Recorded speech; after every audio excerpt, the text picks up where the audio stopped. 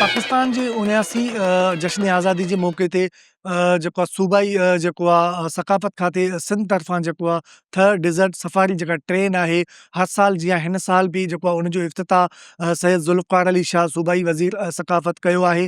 असां सां गॾु सैयद ज़ुल्फ़कार अली शाह गॾु मौजूदु आहे, उन सां ॻाल्हि ॿोल कंदासीं त उहो हिन जेको आहे जश्न आज़ादी जी जेका ट्रेन आहे, उहा जेका हितां कराची खां थर वञी रही आहे, उन बाबति उनजा कहिड़ा वीचार आहिनि ऐं उन ट्रेन में कहिड़ियूं सहूलियतूं आहिनि, उहो साईं खां पुछंदासीं। मां सम्झां थो त हिकिड़ी सुठी उन्हनि खे उजागरी ॾींदी। हितां जे मां निकिरंदा त कराची खां ई त तव्हां ॾिसंदव त मलीर ईंदो, उन मलीर नदी आहे, मलीर जो तमामु सुठो हिकिड़ो व्यू ईंदो। उन खां पोइ अॻियां वेंदा त वरी जीअं पाण सुपर हाईवे ते पहाड़ी सिलसिलो शुरू थिए थो, पोइ सिधे हथ ते तव्हां ॾिसंदव त किंजर पंहिंजी जेका लेक आहे उहा ईंदी। उन खां पोइ हीअ वञी कोठड़ी जो जेको ब्रिज आहे ऐं दरियाए सिंध आहे उनखे ॾिसंदा।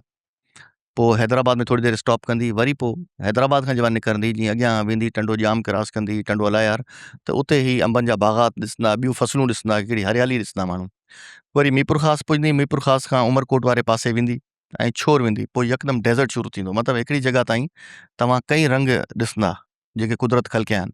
त सम्झां थो त उते जीअं ही वेंदा, अॼु 13 अगस्त ते, सुभाणे उते सुबुह जो ही ॾिसंदा इहा ई शइ पंहिंजो उते झंडो चाढ़ण जी रस्म थींदी।